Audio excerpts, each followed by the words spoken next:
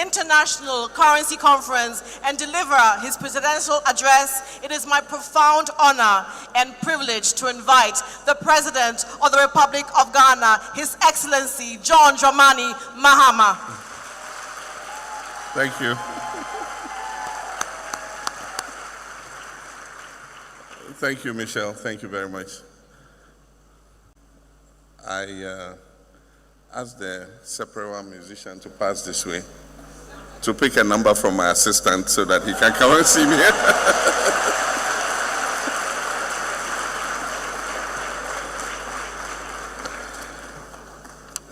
As I normally do, my presentation will be in two parts, my prepared speech, and then I normally have a few reflections before I inflict my speech on you. My mother died in 2016, in June, and I looked after her. And until she died, she had a very interesting way of counting her money. For her, the 20 cedi note was £1. So if I gave her 100 cedi notes, for her it was £5. And so 1,000 cedis was £50. And until she died, that was the way she would count her money. And so people have their different way of accounting for their money. And I find it strange that even today, I think this current phase of the cedi was introduced in President Kufuor's time, I think in 2007, if I'm not mistaken. And so 2027 will be 20 years of the current redenomination of the cedi. And yet it's very interesting. You go to a funeral, I was at a funeral, and somebody donated 100,000 cedis. And when it was announced, oh, so was giving 100,000 cedis, the whole place was quiet.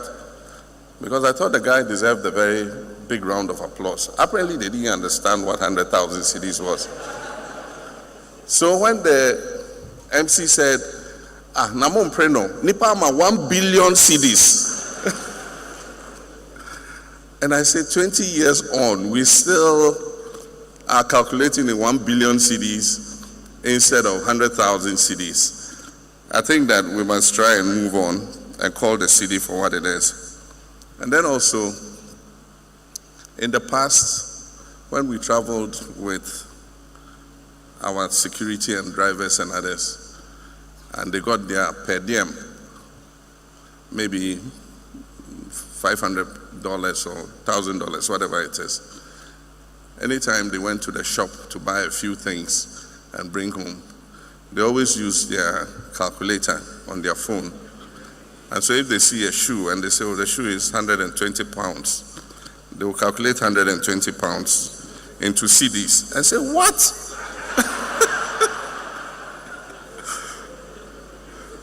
When they see how many cedis they will get for this shoe, they'll be made to coffee. And I'm sure that they will not be very happy with the Bank of Ghana and Governor Isiama, because now when they use that calculator, it will not be as much as it used to be before.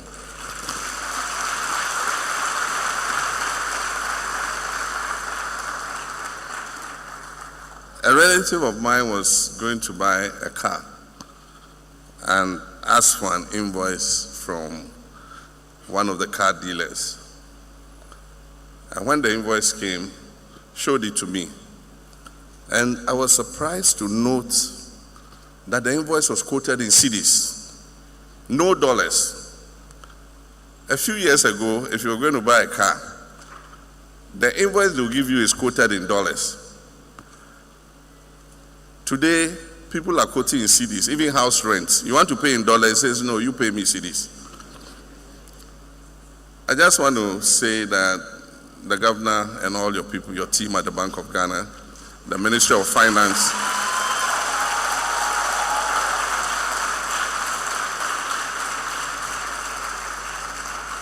Bank of Ghana, the Ministry of Finance, Ghanaians are grateful to you for the management of our currency. I think that a lot of respect has returned to our currency, and it's my hope that you keep whatever you're doing to make sure that we don't have excess liquidity. All those words you people have, open market operations, whatever those your technical jargons are, whatever you're doing, continue doing so that the cedi is respected.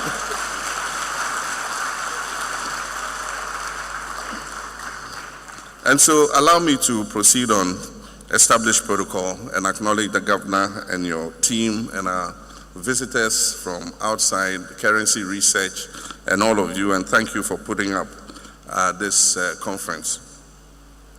And so it's a profound honor for me to join you for this historic cedi at 60 International Conference, a gathering of leaders, innovators, policymakers, and practitioners whose work influences the past, present, and the future of money.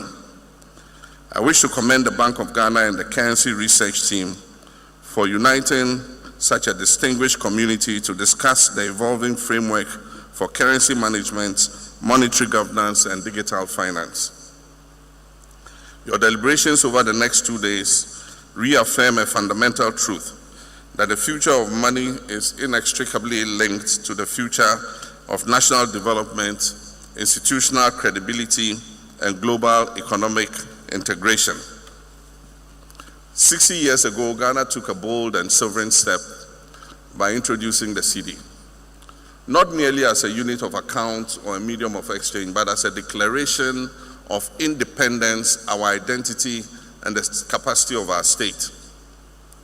And so the cedi symbolized our national aspiration to govern our own affairs, regulate our markets, and stand shoulder to shoulder with other nations in managing our own monetary destinies. Over 60 years now, the cedi has, one, anchored the conduct of our monetary policy. It has shaped the expectations of households and businesses. It has absorbed shocks, domestic, regional, and global, and symbolized the resilience of the Ghanaian economy and the Ghanaian people. And so the cedi at 60 is therefore more than just a celebration. It is a moment for analysis. It is a chance to consider what our currency stands for, how it has developed, and how it must be fortified for the years ahead. This conference takes place against the backdrop of a rapidly shifting global monetary landscape, from the rise of central bank digital currencies, CBDCs, to the accelerating adoption of digital payments, from increasing cyber vulnerabilities to the renewed role of cash as an anchor of resilience during crisis. The world is witnessing the emergence of a hybrid monetary ecosystem. And in this new paradigm, cash, electronic payments, and digital assets coexist. Traditional models of monetary policy are being tested.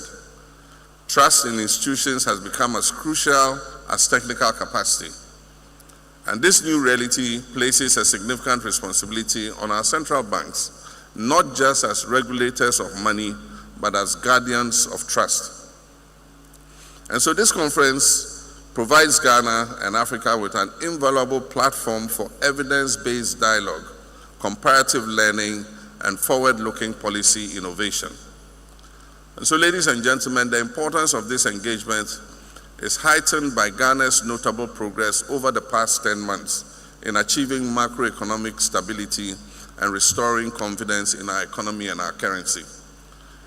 And so allow me to highlight some key developments. One, macroeconomic stabilization through disciplined fiscal consolidation, increased domestic revenue mobilization, prudent expenditure rationalization, and better coordination between fiscal and monetary authorities. Through this, we have restored balance and reduced uncertainty.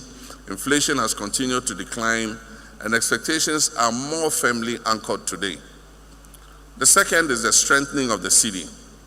Improved forex liquidity management, enhanced reserve buffers, and the regulatory reforms have contributed to significant exchange rate stability, which is critical for business planning, investment decisions, and public confidence.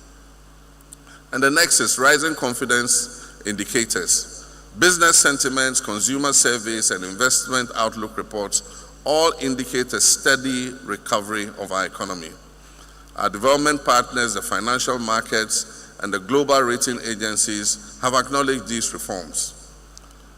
And so, these efforts have culminated in a significant sign of credibility.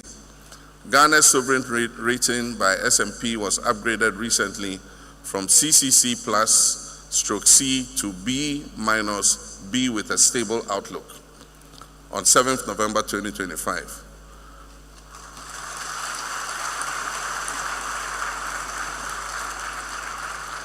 And that is why I give credit to our finance ministry and our central bank, the Bank of Ghana. Ladies and gentlemen, this is an affirmation that our fundamentals are strengthening and that we're on a clear path of recovery. These gains must be protected, consolidated, and expanded through policy discipline and institutional coherence. A core principle of effective economic management is an independent, credible, and professionally insulated central bank. And so let me state unequivocally that the government of Ghana is firmly committed to safeguarding the independence of the Bank of Ghana.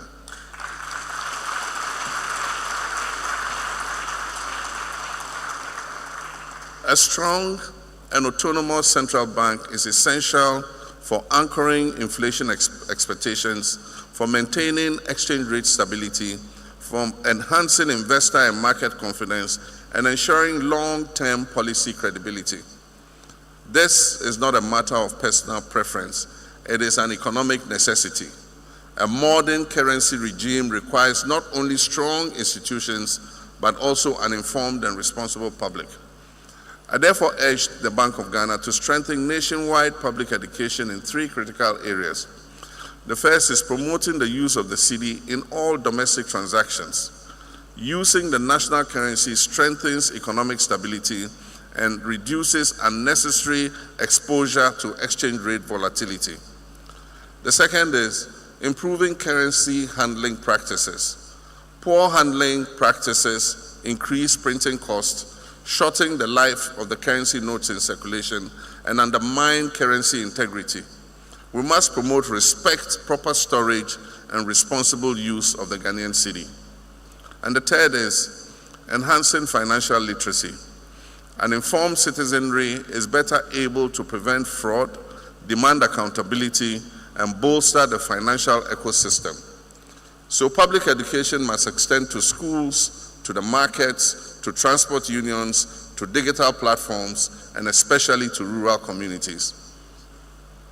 Now one will ask, why does the cedi at 60 milestone matter? The 60th anniversary of the cedi is of deep national and policy relevance. It is a moment to assess the evolution of our monetary framework and draw lessons for future reforms. A currency is ultimately a social contract built on confidence, credibility, and transparency. And this conference will inform the next generation of reforms, ensuring that the cedi remains robust, secure, and relevant. And I'm confident that this conference will contribute meaningfully to promoting peer learning among central banks, driving innovation in currency design, security, and management, enhancing cross-border payment interoperability, strengthening regulatory frameworks for fintech and digital currencies, positioning Ghana as a regional financial and fintech hub, ensuring and shaping Africa's role in the evolving global monetary order.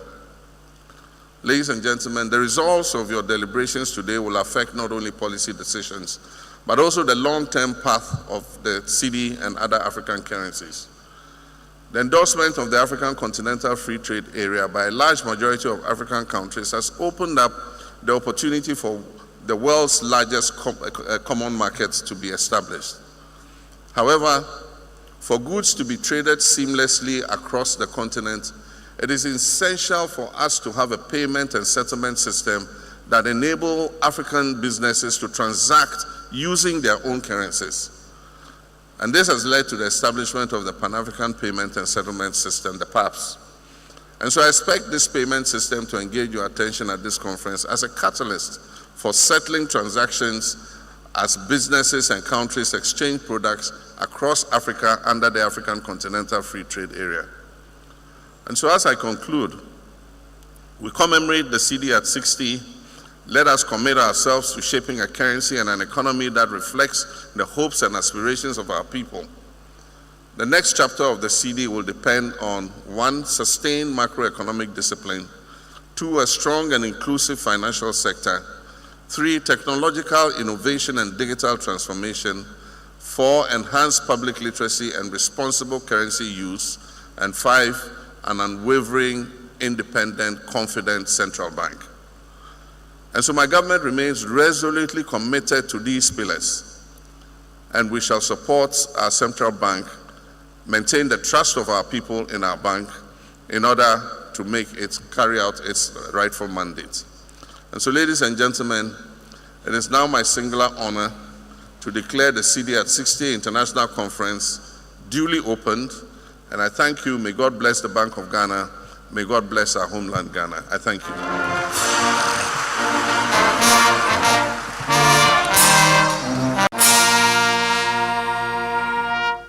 Thank you, Michelle. Thank you, Your Excellency. May we please request your kind presence, as you have already graced this occasion for us, to kindly honor us with a photo group for us this morning. We'll be most grateful. Thank you very much, sir. So please, Mr. President, one more time, Mr. President of the Republic of Ghana.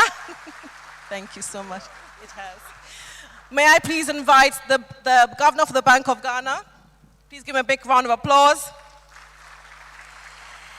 His first deputy, Dr. Zachary Mumuni, and of course, the team for the currency research for our first group pictures, please.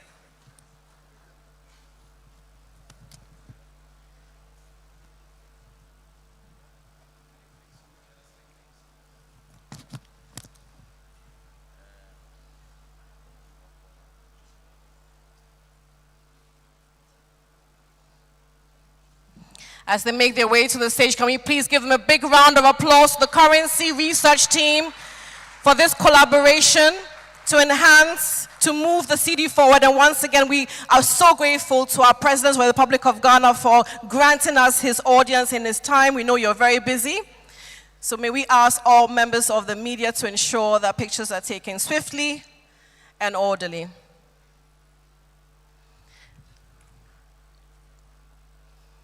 Thank you very much.